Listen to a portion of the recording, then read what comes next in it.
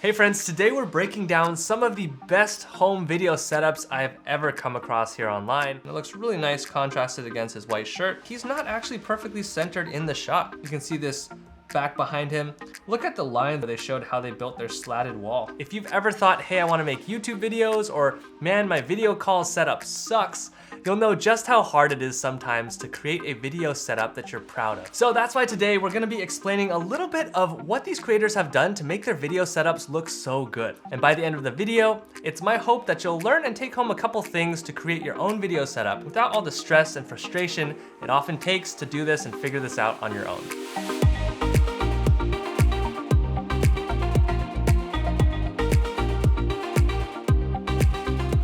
So this is part of a series we're doing, so check out these prior videos if you haven't already. And I just wanna also call out that all of these creators we're featuring today are amazing, talented folks. So do consider subscribing to their channels and go show them some love and support them, because this is what we're all about, elevating the video creating community. So let's dive into this. So the first creator I wanna highlight here is MrWhoseTheBoss. If you don't know him, he's an amazing creator. I believe he's UK's biggest tech YouTuber. And his content is just so great and he produces so much of it.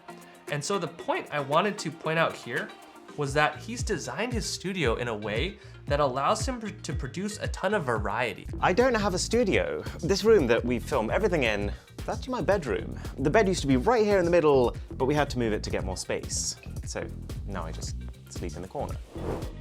So what I mean by that is he's made some very specific design choices to allow him to make use of this limited space he has to create content that feels very fresh and new each time you see it. So for instance, one thing that allows him to do that is this use of these RGB practical lights. Practical lights are what we call lights that show up in the shot.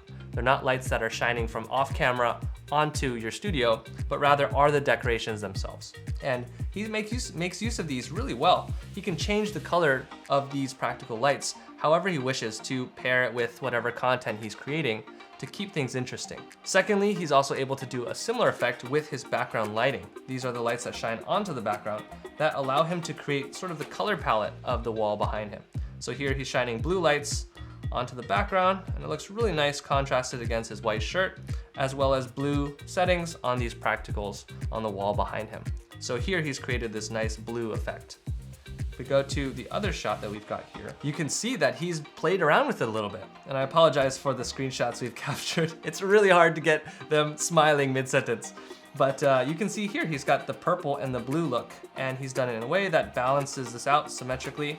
And it's another look that he can play with. We actually designed like an entire color scheme based on the tone of that video. We make a custom set design with those colors, and then we even make custom text and custom graphics just to match that theme. Think about if you need variety in your space, think about how you can introduce that with the various props you use, the various decor that you choose to put in your background, so that you can turn your singular space into a whole variety of different sets and studios to play with. And another thing he does really well is he has this desk right here, which, you know, is just a desk. It's not really something that we think about very much, but it allows him to demonstrate a whole bunch of different props and add stuff in front of the camera, and it further allows him to be flexible in his content. So by the way, this is such an important part of the studio design process that I really want to emphasize here.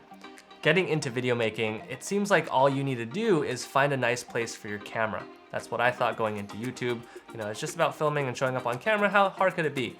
But once you really get started, you start to realize that there's a lot more to it that you can really optimize if you think about it intentionally. So really think about your workflow and your content needs, what happens behind the scenes, in order to design a studio that helps you to do the heavy lifting on your behalf. So if you need, for instance, a variety of colors right here, like MrWhoseTheBoss, consider RGB lights, for instance, like he's got, or other ways to make your studio more flexible. Or on the other hand, if you need to, say, do interviews, for instance, consider how your studio design helps you to do that. Ultimately, your studio is a tool designed around what needs you specifically have as a content creator, given your process, your mindset, and your workflow. So think about how you can creatively use your space for maximum utility given those specific needs and priorities. I really like to tell people that building a studio is about building an asset for yourself and not a liability, right? Building a liability means having this entire setup process that looks great, but you have to spend 4 hours setting it up and getting it right and tweaking it every single time before you can turn the camera on and start filming. That becomes a liability that really gets in the way of creating content, right? But on the other hand, if you can design your studio well and have it work with your workflow, you can get it to a point where you click the camera on and it's ready to film within 60 seconds. All right, next, this is E, or should I say this is E. He is another awesome YouTuber that I actually just kind of randomly stumbled across, and I was very impressed at the videos that he made. And his studios here are just incredible. And this one in particular I wanted to point out. So the thing I love the most actually about this shot is that he's breaking norms in different ways that I wanted to call some attention to. The other thing that you can see here is that he's not actually perfectly centered in the shot. He's a little bit off to the right here. And while I recommend most people center themselves and also shoot against a flat wall, because it tends to be just a really nice default look, he pulls this off very well, breaking these norms. And one thing that he's done in order to make this work is he's made use of these leading lines. So the purpose of having yourself centered is for the person watching to immediately snap their eyes to your face, right? But on the other hand, This Is E has been able to do this in a way that is using these leading lines right here. He's got a bunch of lines in his shot that point the viewer's eyes back to his face, as a way to let you know that you can try things and do things that aren't the typical norm. And if you know what you're doing, they can work out pretty well. So don't be afraid to play around, experiment, and don't just take norms for granted just because you see your favorite YouTubers doing it. You can really make almost anything work if you know what you're doing. Next, we have Tyler Stalman, who has honestly one of the coolest studio spaces I've ever seen. He's a creator in the filmmaking space, and it definitely shows that he knows what he's doing. So probably the best thing that Tyler does here with his space is he understands the selling point of his physical space, the physical filming location that he's in. He understands what makes it so awesome. And here it's the spaciousness, right? You can see that he's got this awesome depth behind him, this awesome space. You can see the top of this loft over here. You can see this back behind him. So he's got a lot of depth and interesting nooks and crannies to his space. And because of that, he was able to take advantage of his filming style and using the various tools like his lenses and layout and where he placed the camera to fully capture and emphasize the strength that he has here, which is the spaciousness. So to do this, for instance, he makes use of a wide lens. He specifically chose a wide lens here so that you could really see as much as you can to the sides and around him. And using wide lenses like this allow you to expand the amount of space that you can perceive through the screen. You can think of this as sort of like the fisheye effect that you used to see in 90s music videos. You're able to see a lot wider. Or like imagine looking through someone's door peephole thing. You can really see around, right? And that's sort of the effect that these wider lenses give you. So you can also think about all the real estate photos you've ever seen. They try to make houses look big and spacious and welcoming, and they're almost all exclusively shot with wider lenses. So don't overlook how powerful your different lens choices and little tiny gear choices can have on your finished product. So that's that, the wide lenses. I think that was a genius move here. But also what Tyler's done is I believe he's pushed his table all the way to the very far side of his room. So imagine here, right here on the very end of where he's looking at, I believe that's almost the wall. So keep in mind, the person watching your video is not gonna know what's behind the camera. They're only gonna see what the camera sees. So for you, think about where in your space you're putting your camera. Try to push it as far against the far wall as possible, so most of that space in your filming location is used on screen, rather than pushed behind the camera where no one can see it and it doesn't make a big difference. So by doing this, by putting all this space on camera rather than off camera, he's again emphasizing the spaciousness of his filming location. So consider these two things, your lenses. Choose how spacious you want your space to feel and how much distance you want to have between you, your camera, and the background. It's gonna make a huge difference. This is what I love about what Tyler's done, and if you are thinking about how to do something similar in your space, you don't need a super spacious, beautiful, pre-designed place to do this.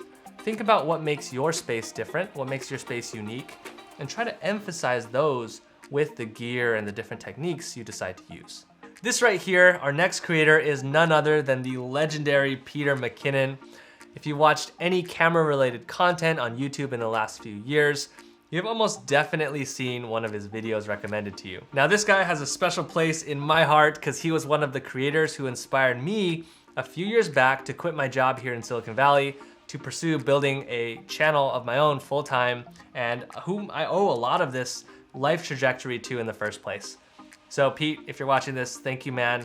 And so I thought it'd be fitting to include him as an example here for studios that we can learn from, because he is also a master at the craft. So this right here is just one of the many studios that Peter films in over the years, but this is recently one that he's been using a lot more because he's designed his office space to make this part of his workflow.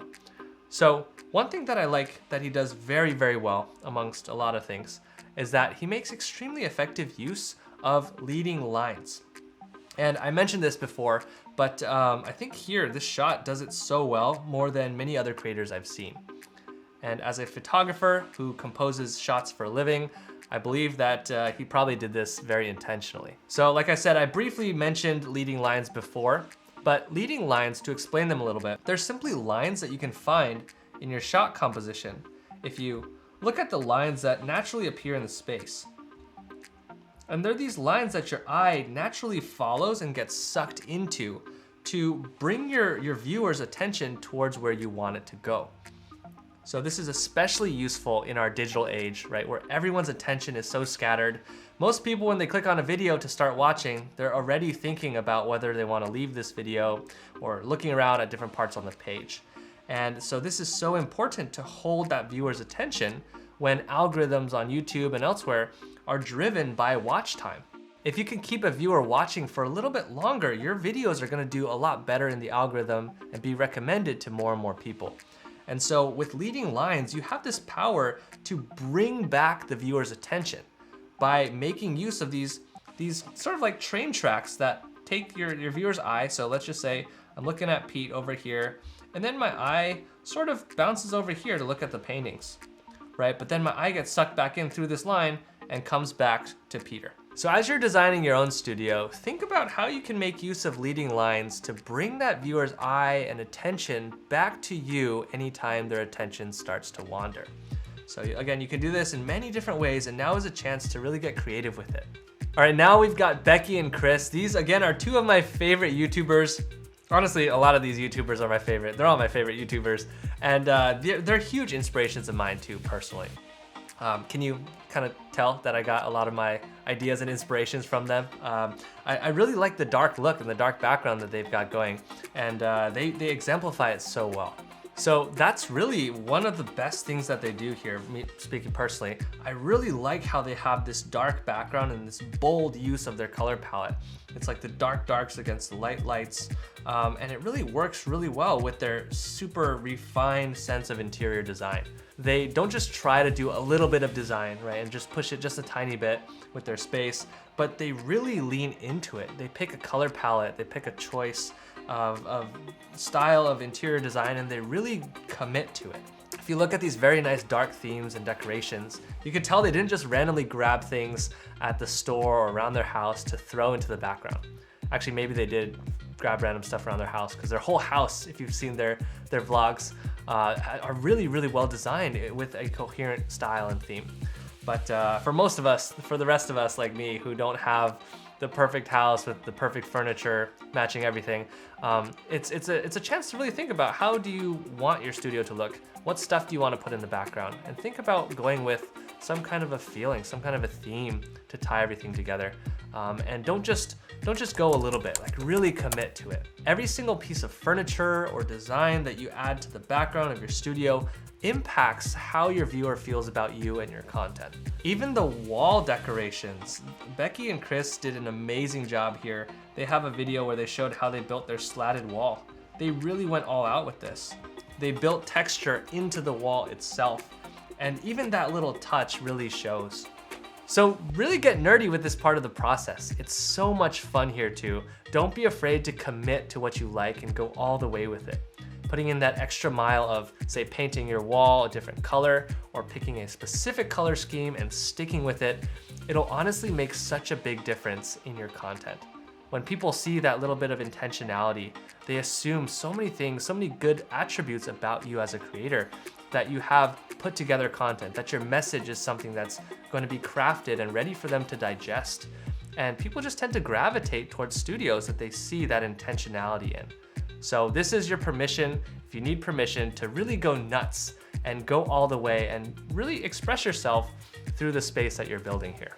All right, this right here, last but not least, this is yet another of my favorite YouTubers in the camera space. I guess we had a ton of camera folks in this video.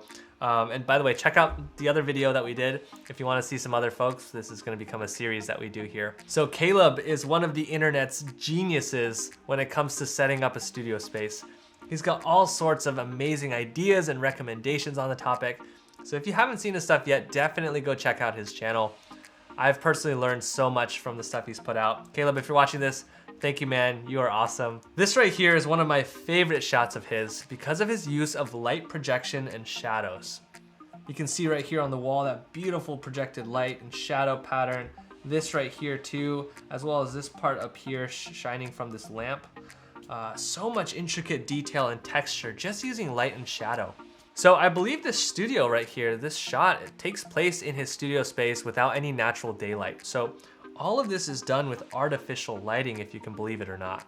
But he's used all these great techniques to create the illusion of an entire world happening off camera. So for instance, this light over here feels like moonlight or light streaming in from a window on this side of the screen. And this one over here kind of feels the same way. It feels like light coming in from another light source shining in from this angle here. And it feels like, again, moonlight or some very cinematic lighting technique. And they also cast this beautiful light and shadow across all the stuff he has in his backgrounds. You can see right here, these C-stands normally would just kind of be standing there, but now they look really nice and very intentional because of the way the light reflects and wraps around them from this light projection he's got going on. And by doing so, you can see here he's taken such a simple, sparse background and made it feel very rich simply by using light and shadow to create this texture. And by the way, fun fact, I believe he used mirrors actually to achieve this look right here on the wall. You can check out this video here where he explains how he does this. This video absolutely blew my mind. But you can also accomplish a similar effect in other ways too that are thankfully much less difficult and much less do-it-yourself if you're not super inclined to do that. Namely, one thing you can do is shine a spotlight through some objects like trees, like I've done here in my background. If you can kind of see here, there's a pattern of leaves and stuff on the wall, right? Because I have a light over here shining onto the wall through those leaves. You can also use projection attachments and what are called gobos, little almost cookie cutter things you can put in front of these projection attachments to cast whatever shape you want onto the wall behind you. And if you're curious about this magical thing called the gobo, check out this video here by my friend Heather over at Fellow Filmmaker, where she explains how to use them. So I hope you enjoyed this video. I hope you learned something and got some tips that you can take to immediately help you design a better studio for yourself. But I know how frustrating and difficult this process is, especially if you're sort of new to this process.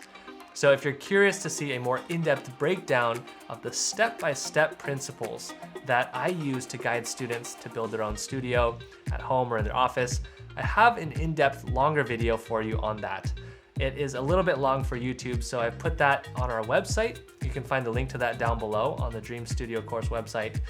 Otherwise, you can check out one of these other videos here on YouTube where we break down some more of these studios and give you more tips and tricks to build your own studio at home. So I'll see you in one of those places, but regardless, I'll see you in a couple seconds, and much love, my friends. I'll see you in a bit.